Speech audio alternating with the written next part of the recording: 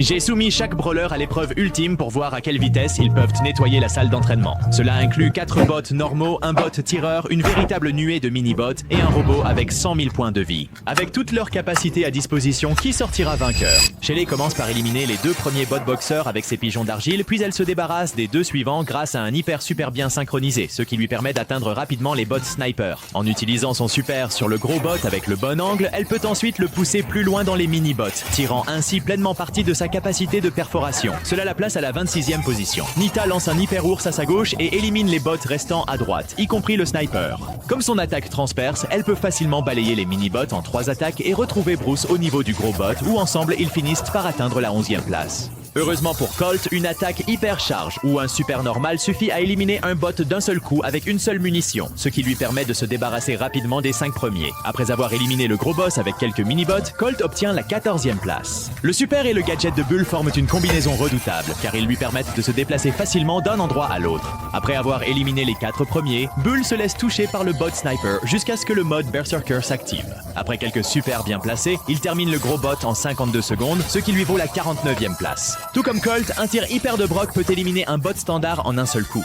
En enchaînant les super sur le gros bot et quelques attaques normales pour éliminer les mini-bots, Brock peut infliger énormément de dégâts en très peu de temps. La plus grande perte de temps survient cependant à la toute fin lorsqu'il utilise un gadget pour sauter le mur et atteindre le bot sniper. Malgré cela, Brock se classe dans le top 10. Le super d'El Primo a juste assez de portée pour toucher les 2 bots en un seul saut, les aspirant et les éliminant d'un seul coup. Tout comme Shelly, Primo peut utiliser ses super pour briser le mur et pousser lentement le gros bot vers les mini-bots, gagnant du temps dans les airs avec ses super et transperçant les 2 en même temps. Il obtient la 33e place. Comme Barley peut lancer ses tirs en cloche, il gagne beaucoup de temps en n'ayant pas à se déplacer d'un endroit à l'autre. Heureusement pour lui, une attaque hyper chargée peut éliminer les bots en un seul coup. Ainsi, avec un mélange de super normaux et de super hyper, Barley finit par obtenir la 34e place. Pendant que nous regardons 400 points de dégâts dès le début, ce qui lui permet d'éliminer d'un seul coup les robots boxeurs restants avec une attaque normale. En profitant de ses dégâts de zone impressionnants et de son effet de repoussement, il peut rapidement venir à bout des robots restants, ce qui le place à la 16e position. Tick utilise son gadget dernier recours pour repousser un robot boxeur, donnant à son super juste assez de distance pour toucher les 2 et, avec 3 attaques précises, finir les autres. Ensuite, il s'agit simplement d'optimiser l'utilisation de chaque mine et surtout des grosses après qu'un hyper super est touché. Tout cela combiné le place à la 25e position. Malgré la lenteur du 8-bit, il inflige énormément de dégâts. Quelques attaques hyper précises et un super lui permettent d'éliminer les 4 premiers et d'infliger des dégâts considérables au gros robot, son hyper super agissant comme une tourelle de Jesse. Après avoir éliminé le robot sniper avec une attaque principale, lui et sa tourelle hyper peuvent nettoyer la grotte, mais seulement à la 28e place. Rico utilise judicieusement son expérience de ricochet de balles, car il parvient à les utiliser avec précision pour en tirer le maximum de valeur. Non seulement il gagne du temps en éliminant le robot sniper, mais il en profite aussi pour éliminer quelques petits robots. Cela lui permet d'entrer dans le top 10. Daryl commence de manière similaire à Bull et s'efforce de tirer le meilleur parti possible de ses rôles. Avec autant de mobilité, il peut passer d'une section à l'autre très rapidement. Avec quelques tirs précis, il peut même toucher le boss 2 fois avec son super et infliger des dégâts considérables avec son gadget à bout portant. Cependant, il n'est tout simplement pas assez rapide, ce qui ne lui permet d'obtenir que la 47e place. La partie de Penny ressemble beaucoup à celle de Jessie. Elle commence en posant son mortier dès le début, puis par nettoyer le reste. Le Daryl salé s'avère tout de même décisif, capable d'infliger plus de 7000 points de dégâts par attaque, et son incroyable capacité de perforation lui permet d'éliminer rapidement la vague d'ennemis. Elle obtient la 20e place. Carl démolit littéralement la salle d'entraînement, utilisant pleinement son super et son feu pour éliminer les 4 premiers. Puis il se dirige vers le sniper et détruit absolument tout le monde sur son passage. Il se classe à la 24e place. Pauvre Jackie, elle n'a pas grand-chose pour elle. Elle peut utiliser son super pour attirer tous les robots dans son petit rayon, mais son temps de rechargement lent ruine complètement la partie. Après avoir éliminé la vague, elle peut utiliser son contre-choc pour infliger un tout petit peu plus de dégâts aux gros robots, même si cela prend toujours une éternité. Elle termine à la 80e place. Sans surprise pour personne, Gus met lui aussi un temps fou. Il doit viser chaque tir avec précision pour tirer le maximum de chaque fantôme. Mais ce qu'il y a de plus cool chez lui, c'est son super. Même s'il n'inflige aucun dégât, il lui donne une augmentation de 25% de ses dégâts après utilisation, mais il repousse aussi les ennemis autour de lui. En utilisant cette mécanique et quelques astuces, Gus termine ce défi à la 83e place. L'aura de Beau était trop puissante. Ça a fait ramer mon jeu. Mais tout ce qu'il avait à faire, c'était d'enchaîner les super. Et c'est tout ce dont il avait besoin. Le recul de chaque mine permettait aux autres d'atteindre leur cible sans jamais en gaspiller une. Bo termine ce défi à la 13e place. Ems peut facilement éliminer les 4 premiers robots, mais pour les autres, elle a dû faire preuve de créativité. Chaque fois qu'Ems devait recharger ses munitions, elle utilisait son super pour grignoter la vie du robot sniper en veillant à ne pas gaspiller de munitions sur le gros robot, car c'est lui qui infligeait le plus de dégâts. Ems obtient la 56e place. Stu a été très agaçant à réaliser, car chaque super devait être d'une précision extrême. Quelques tirs rapides éliminent les 2 premiers robots, et un gadget bien utilisé lui a permis de se débarrasser rapidement du sniper. À partir de là, je devais m'assurer que le robot restait constamment en feu, et que je ne ratais aucun mini-robot avec mon hyper super. À partir de là, il suffisait de spammer les attaques et les super jusqu'à ce qu'il meure enfin, plaçant Stu à la 69e place. Peeper a rapidement éliminé les 4 premiers robots et a utilisé son hyper super pour avancer rapidement. Une fois qu'elle avait activé son hyper charge, elle s'approchait du gros robot, faisait en sorte que chaque bombe touche sa cible puis se repliait pour infliger un maximum de dégâts. Elle a répété cette stratégie jusqu'à la toute fin, plaçant 3 super sur les mini-robots restants. Tout cela lui a permis d'obtenir la 38e place. Pam s'en sort en fait vraiment bien. Son super inflige constamment 960 points de dégâts et aspirateur de ferraille lui permet de recharger presque instantanément toutes ses munitions. Malheureusement, sans hypercharge, elle ne bénéficie d'aucune capacité supplémentaire pour l'aider, ce qui la place à la 35e position. Frank inflige énormément de dégâts, mais son temps de décharge incroyablement lent le pénalise. Heureusement pour lui, il peut utiliser attraction irréversible pour attirer le gros robot vers les mini-robots et en tirer plus de valeur. Mais sinon, c'est douloureux à regarder. Frank obtient la 62e place. Bébé commence par lancer des bulles très précises pour toucher 2 des 4 robots à la fois et les achever d'un coup de batte. En atteignant le boss, elle le projette dans un endroit très précis, ce qui permet à la bulle de toucher plusieurs fois d'affilée. Je pense que cela aurait pu être un peu plus rapide, mais pour l'instant, Bébé obtient la 29e place. Ruche secouée peut éliminer un seul robot à distance maximale et abat les autres en 2 tirs. Au bon endroit, elle peut faire en sorte que chaque pulsation de son super touche, tout en permettant à chaque abeille de ruche secouée de toucher également. À la toute fin, son hypercharge peut vraiment s'avérer utile pour gérer l'essaim. Elle obtient la 57e place. Nani a une vitesse de décharge et de rechargement très lente, mais j'ai pu surmonter cela en utilisant son super au bon moment, ce qui a permis d'infliger un peu plus de dégâts grâce à son pouvoir star, tout en récupérant toutes ses munitions en même temps. Malheureusement, elle met un peu trop de temps à éliminer la mini S1, ce qui la place à la 67e place. Edgar a tout pour lui. Il inflige de bons dégâts, possède une grande mobilité et une attaque qui se recharge rapidement, mais ce n'est tout simplement pas suffisant sur le long terme. Au final, il termine à la 39e place. Bien essayé, Edgar. Peut-être la prochaine fois. Griff brille par son attaque à gros dégâts et ses cartes perforantes. Une combinaison parfaite. Lorsqu'il est arrivé face au gros robot, quelques super et attaques bien placées lui ont permis d'enchaîner les super, le réduisant littéralement en miettes, ainsi que les mini-robots qui suivaient. Griff se classe dans le top 10. Grom a facilement réussi à éliminer la nuée d'ennemis, puisqu'un seul tir suffisait généralement à les éliminer. Mais lorsqu'il s'est retrouvé face au gros robot, il a commencé à avoir des difficultés. X-Factor est un bon pouvoir star, mais chaque tir devait toucher à la distance maximale pour infliger le plus de dégâts, ce qui était très agaçant à réaliser. Malgré tout, il ne se classe qu'à la 51e place. Les 2 formes de Bonnie sont étonnamment utiles dans ce test. Sa forme canon élimine rapidement les premiers robots, et son super ainsi que sa petite forme sont parfaits pour se débarrasser des mini-robots. Étonnamment, Crash Test est vraiment utile ici car il inflige énormément de dégâts dans un petit rayon. Malheureusement, sa vitesse de rechargement lente lui fait perdre beaucoup de temps pour éliminer le gros robot, ce qui la place finalement à la 70e position. Gale utilise l'éjecteur à ressort pour projeter le robot d'un côté, puis utilise son super pour envoyer les autres de l'autre côté, les éliminant facilement tous en même temps. Comme les autres Brawlers jusqu'à présent, Gale peut repousser tous les robots dans une même zone, infligeant ainsi des dégâts considérables en quelques rafales. Gale se classe à la 45e place. Colette parvient tout juste à placer 4 hyper super sur les 4 premiers robots, puis un super combiné à une attaque de gadget sur le sniper. Même si c'est rapide, cela la ralentit beaucoup, car vaincre le robot boss et les mini-robots ne lui prend aucun temps. Elle obtient la 17e place. Belle n'a aucune chance de gagner dès le départ. Presque tout joue contre elle et ce n'est même pas drôle. Arrêtez de rire. Elle a une vitesse de déplacement normale, une vitesse de tir lente et une recharge lente. Quelques gadgets et super bien utilisés lui permettent de finir plus vite que certains autres brawlers. Mais cela prend quand même une éternité. Elle est classée 82e. Ash utilise ses rats comme de petites bombes kamikazes. Ils ne font pas le plus de dégâts, mais juste assez pour éliminer les ennemis nécessaires. Cela permet à Ash d'infliger la majorité des dégâts au boss, ainsi que de transpercer le reste des mini-robots à la fin. Cela lui vaut la 42e place. Malheureusement, Lola s'est un peu fait avoir ici. D'abord, son hyper-clone ne fait pas assez de dégâts pour éliminer tous les robots. Et lorsqu'elle affrontait le gros robot, parfois le clone ne tirait tout simplement pas, et elle devait garder ses distances pour maximiser les dégâts. Malgré cela, elle a réussi à terminer à la 54e place.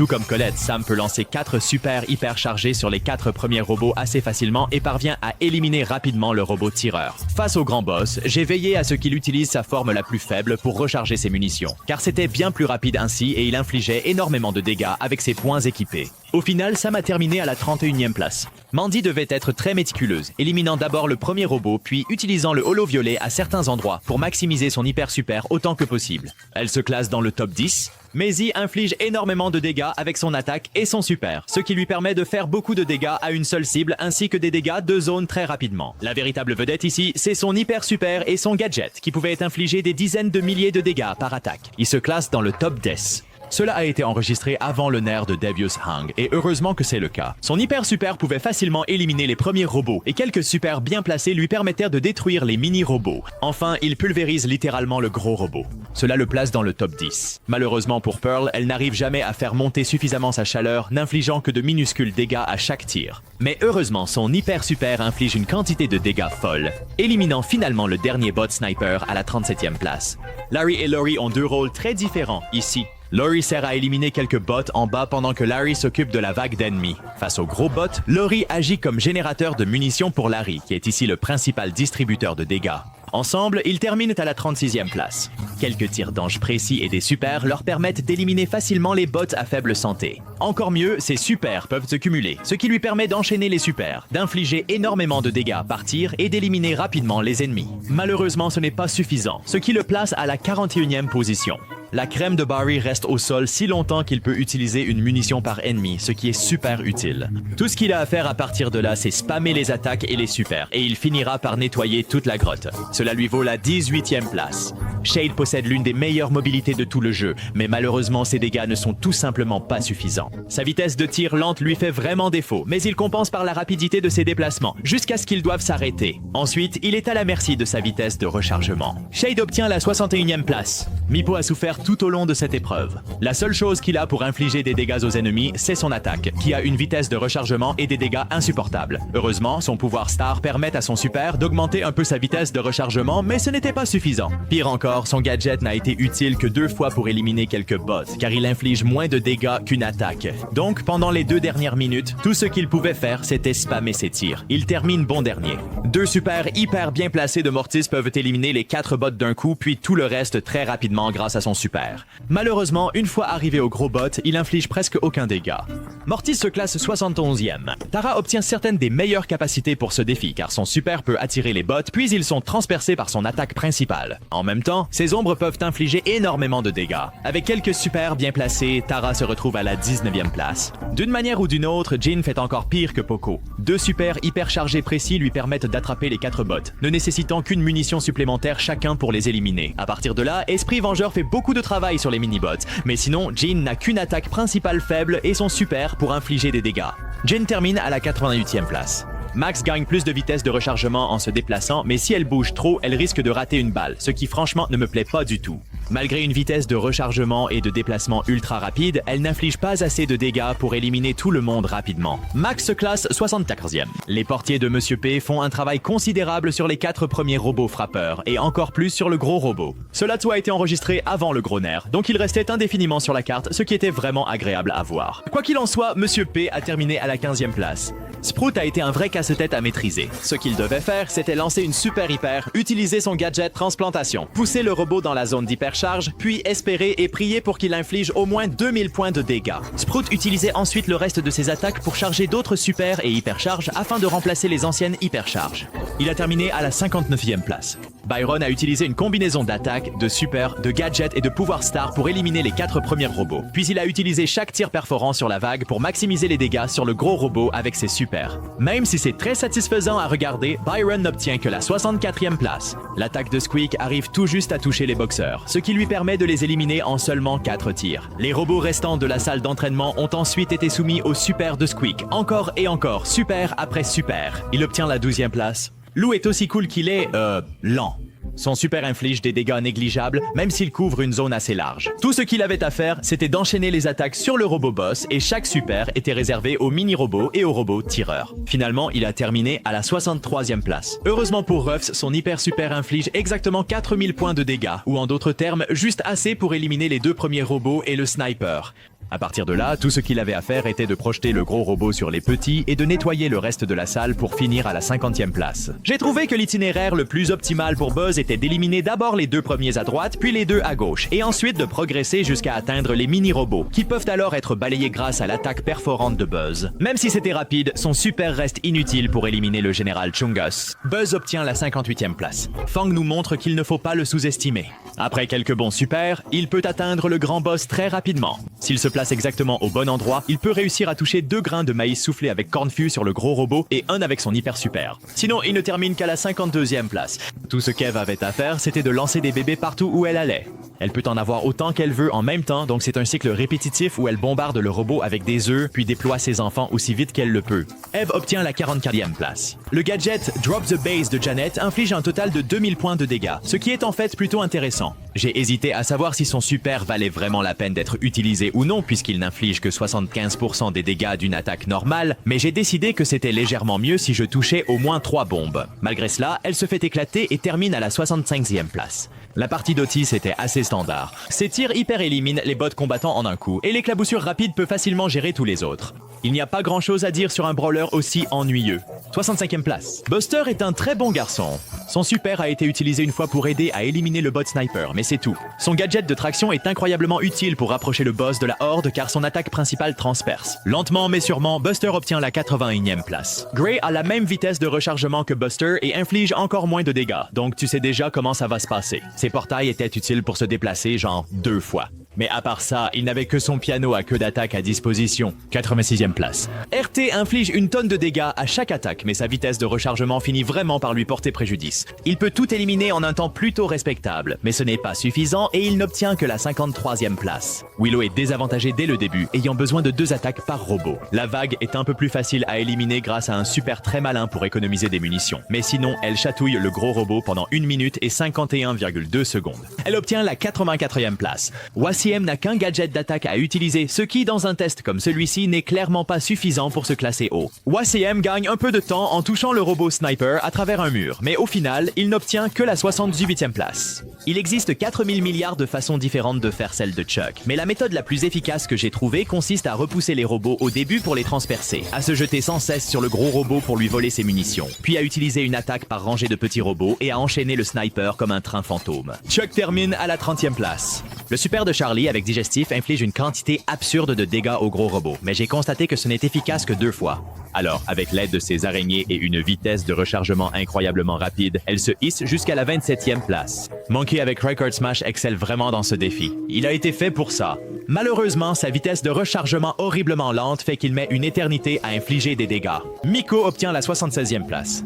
Melody peut foncer partout très rapidement et a presque toujours des notes complètes autour d'elle. J'ai constaté que foncer contre un mur avec son super prenait moins de frames et était bien plus efficace que de tourner autour du gros robot avec son super. Un gadget plus tard et elle se classe dans le top 10. J'ai trouvé que la partie avec Lily était particulièrement amusante à jouer. Le gadget de rempotage de Lily est vraiment utile ici, lui permettant de se déplacer rapidement. Elle inflige énormément de dégâts en peu de temps, donc elle obtient la 46e place. Tout l'équipement de Clancy est axé sur l'infligence de quantités absurdes de dégâts, et c'est exactement ce qu'il fait. Tout ce qu'il a à faire, c'est spammer le bouton jaune et gagner. Il se classe dans le top 10. Mo doit être précis lorsqu'il tire, car une seule erreur et il n'inflige que 15 points de dégâts. Heureusement, la plupart de ses dégâts ont été infligés grâce à son super et en profitant de sa très petite attaque ainsi que de la hitbox très large du boss. Mo obtient la 48e place. À l'instar de Nita, Juju fait appel à Gregory pour éliminer les quelques robots du bas et s'occupe de finir ceux qui sont plus nombreux. Grâce à la force du lien familial et à l'effet de zone, elle décroche la 43e place. Holly ne peut préparer qu'un seul bol de céréales puisqu'il ne peut pas s'en permettre d'autres après cette performance désastreuse. Cependant, il parvient tout de même à utiliser son pouvoir étoile de coup de pied pour gagner un peu plus de vitesse. Comme son super retire la moitié de ses munitions, la meilleure stratégie était d'utiliser toutes ses munitions, puis d'activer son super au moment où il n'en restait plus afin de limiter les pertes.